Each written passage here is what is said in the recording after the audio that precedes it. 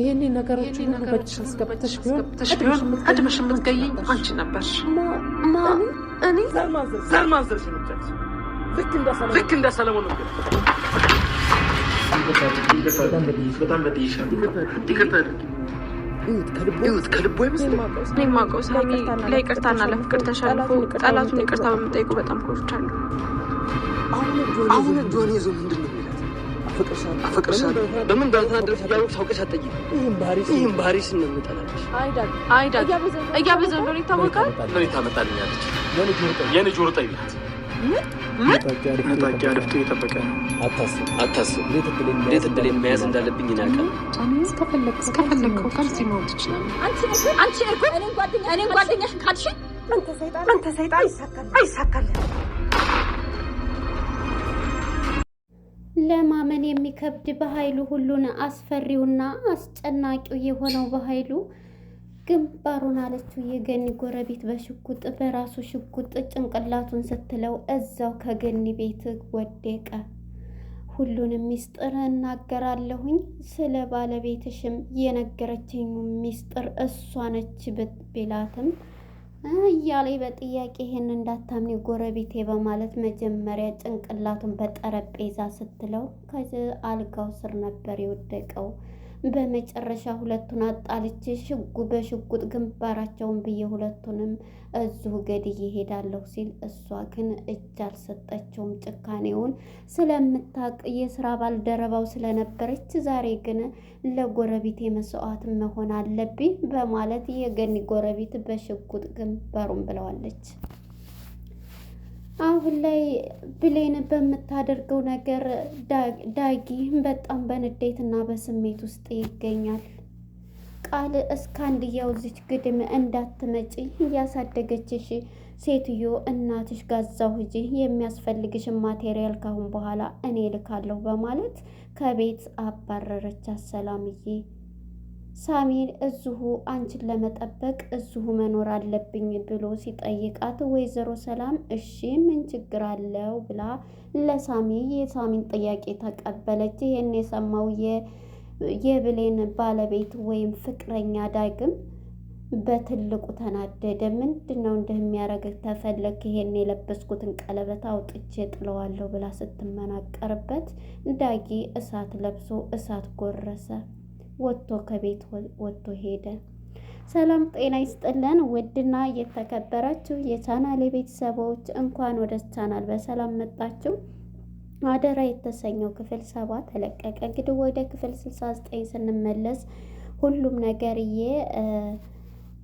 የቃልና የበኃይሉ ተንኮል ታውቆባቸው በብሌንና በጎበዙ በሳሚ ምክንያት እውነቱ ሊወጣ ችሏል። በዚህም የተነሳ ቃልም ሻንጣዋን ረትባላት ወይዘሮ ሰላም ከዚህ ቤት እንድትለቂ በማለት ሻንጣዋን አዘጋጅታላት ነበር የሰጠቻት። ከዛም እግሯ ላይ ድፍት በማለት እናቴ ማናለኝ ብለሽ ነው? አጥፍቼ ሊሆን ይችላል ይቅርታ አድርግልኝ ብላ ከእግሯ ስር ብትደፋ ምን ብትል ካሁን በኋላ አሳደገችሽ እናትሽ ጋር ሂጂ እንጂ ከኔ ጋር እዚህ እንድትቀመጪ በፍጹም አልፈቅድልሽም በማለት ታባርራታለች። ቃልም እንግዲህ ሰው ክፉም ዘራ ጥሩም ሰራ ይቀመጣል እንዳደራ እያለች ሙዚቃዋን ከፍታ ይሄን እያለቀሰ ከበሮ ቁጭ ብላ ይሄን የመሰለ ቤትና ይሄን የመሰለ ንብረት የኔ ይሆናል እያለች ስትመኘው በህፃንነቷ የጀመረችውን ቤት እና ንብረት ሳታገኘው በመሄዷ ይህ ሰው ልጅ ጥሩም ሰራ ክፉም ሰራ ይቀመጣል እንዳደራ እያለች በለቅሶ ታጅባ ከቤት ስትወጣ ቃልና ሳሚ ባንዲት ሆነው ስታያቸው አንቺን ደግሞ እበቀልሻለሁ እንዲህ እንዳደረግሽኝ ጠብቂ ስትላት ነበረ።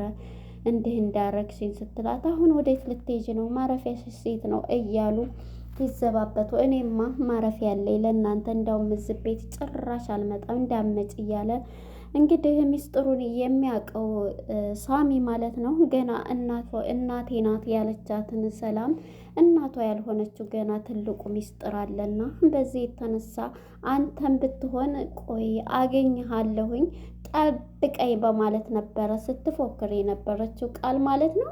በዚህም ብሌንና ቃል እየተሳሳቁባት እያለቀሰች ከቤት ወጥታ ሄዳለች። በዝም እያለቀሰች ስትሄድ ዳግምም ከመስመር ሆኖ እያያት ነበረ። እንግዲህ በመስመር ሆኖ በሚያያት ሰዓትም ቃል እያላት ነበረ። ቃልም እንግዲህ ምን ፈለግ? ምንድን ነው? ደስ አለህ? ምንድን ፈልገህ ነው እያላት ነበረ።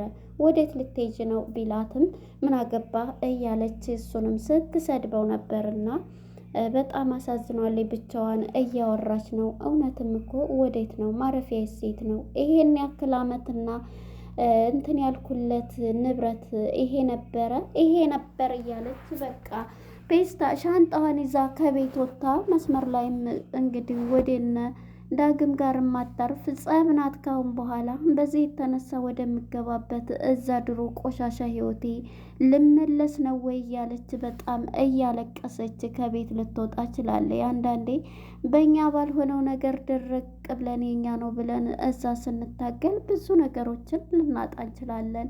ምክንያቱም አሁን ቃል እንግዲህ እያወቀች እናት ነች ተብላ የዲኤንኤውን ውጤት ቀይራ እንግዲህ ተሳካልኝ ብላ እስከ ጠበቃ ድረስ ንብረት ልትወርስ የተደረገው በብሌን የተነሳ ሁሉም ነገር ሊመለስላት ችሏል ማለት ነው። እንግዲህ ሰላምዬም በዚህ የተነሳ ቡና ተፈልቶ ሁላቸውም ደስ ብሏቸዋል።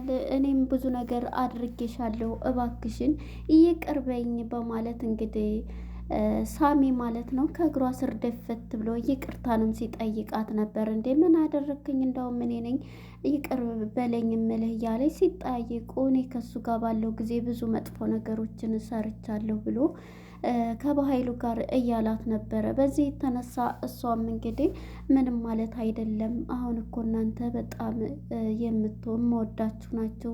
ብሌንም ብትሆኚ የኔ ልጅ በጣም ነው የምወድሽ፣ ከኔ ጋር ዘላለም ነው የምኖረው እያለቻት ብሌንም እኔም እንደ እናቴ ነው ማይሽ፣ አመሰግናለሁኝ ስትላ ምስጋና አያስፈልገኝም ስትል ነበርና ቃልም ብሌንም ማለት ነው እንግዲህ እናትየዋም ማለት ነው ሰላምዬ ሁሉንም ነገር ልታቅ ችላለች አሁን ላይ እና በጣም ደስ ብሏት እንግዲህ ዳግምን በብሌን ፍቅር ያበደው ይሄኛው ደግሞ ብሌን ጋራ ለብሌን ብዬ ጥሩ ሰው ሁኛለሁ፣ ሁሉንም ነገር ብሌን ናት ከዛ ከጸባዬ እንድወጣ ያደረገችኝ እያለ ዳግምን ለማናደድ ብዙ ነገር እየሄደበት ነው።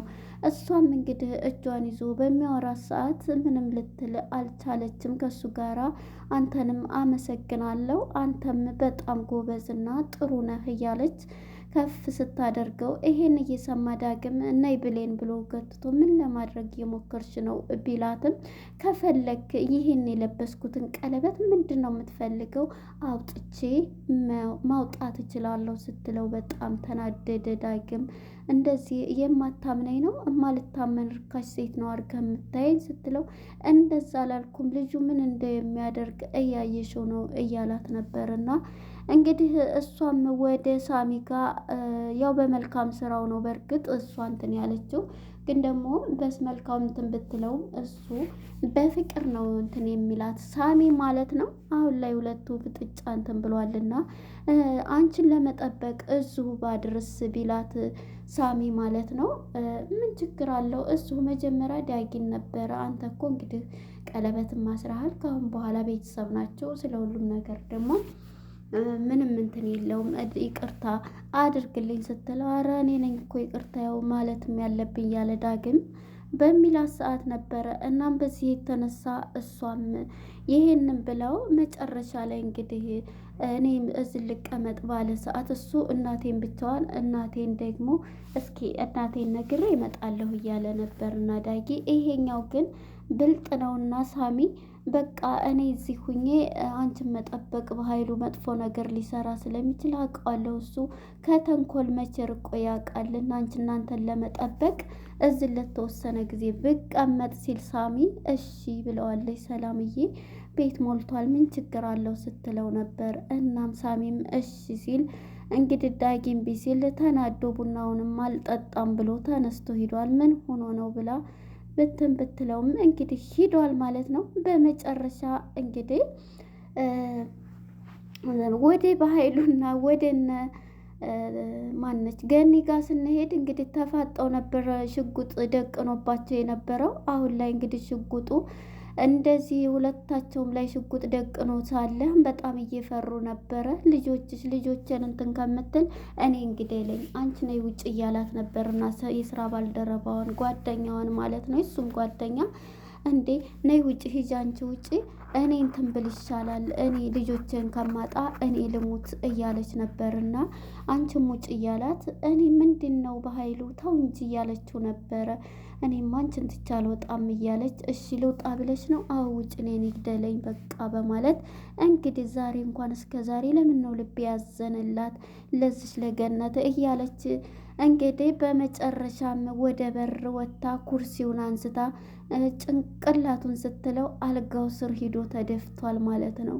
ገለነዋል ብላ ነበር። አረ ገለሸዋል መሰል እያለኝ ትንፋሽ አለው እያለኝ ደግሞ መልሳታ ያለ አንቺ ትንፋሹን ትቆጥሪያለሽ ሲሄድ ስመጣ እንዴት ነው የምቆጥሪው እያለቻት ነበር። ሁለቱ እየተከራከሩ እና ታዲያ ጎረቤቴን እንደዚህ ሲያደርግ ብላ እንግዲህ በጣም እየተናደደች ትገኛለች ማለት ነው። እንግዲህ ትንፋሽ አለው እያለች በመጨረሻም እንግዲህ በኃይሉ ከተኛበት ይነሳና ሽጉጡንም ጎበዟ ቀምተዋለች ጎረቤቷ ማለት ነው። እስከ ዛሬ ከሰራቸው ተንኮል ዛሬ የሰራቸው ድርጊት ግን ዋው ብያለሁኝ። በእውነት በጣም ከሱ ጋር የምታደርገው ሪሌሽን በጣም ያናድደኝ ነበር። ዛሬ ግን ያደረገችው ለጓደኛዋ መስዋዕትነት ከፍላለች ማለት ነው። ቢሆንም ግን እንግዲህ በኃይሉ ይሄንን ሚስጥር ልንገርና ሁለቱን አጣልቼ እኔ ገድያቸው እወጣለሁ የሚል ነበረ። እንግዲህ በኃይሉ ማን ይነካኛል የሚል በላ አድርገው በማለት እንደውም ማታውቂው ነገር አለች አምጪ ሽጉጥን ቢላት አላመጣም ትለዋለች። እንግዲህ የገኒ ጎረቤት ማለት ነው። ለእኔ ግን እንዴት እንደዚህ እንትናልሽ ጎረቤቴ እኮ ነች እንዴትስ አንቺን ሲገልን ማየው እያለች ነበርና እንደውም ታውቂያለሽ የባለቤትሽን ሚስጥር ሁሉ የነገረችን ፋይሉንም ልታመጣ የቻለችው እሷ ናት እያለች ነበረ።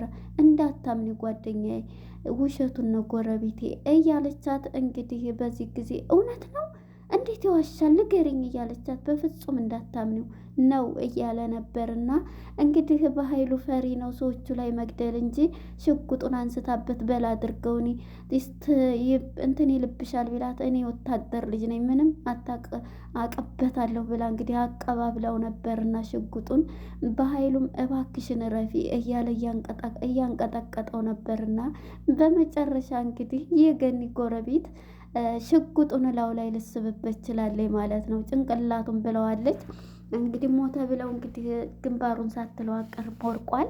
ሁለቱም በመደናገጥና በመፍራት ላይ ነበረ የሚገኙት ማለት ነው። እንግዲህ በኃይሉ አሁን ላይ ያለበት ወርቆ ነው የሚገኘው። ግን እዚህ ላይ እንግዲህ ያው ነገርም ሰርታለች ጥሩ ነገርም ሰርታለች።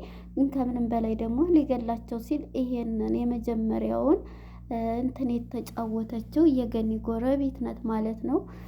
በኃይሉ ልታሰናብተው ችላለች። እንግዲህ ደንግጠዋል ሁሉም። ያው እንግዲህ ባይሞትም አይሞትም በእርግጥ ግን ያው ገምስ እንትን ብለዋለች አርምተዋለች። ለነበረን ቆይታ አመሰግናለሁ። ቀጣይ ክፍል እስከምንገናኝ መልካም ጊዜ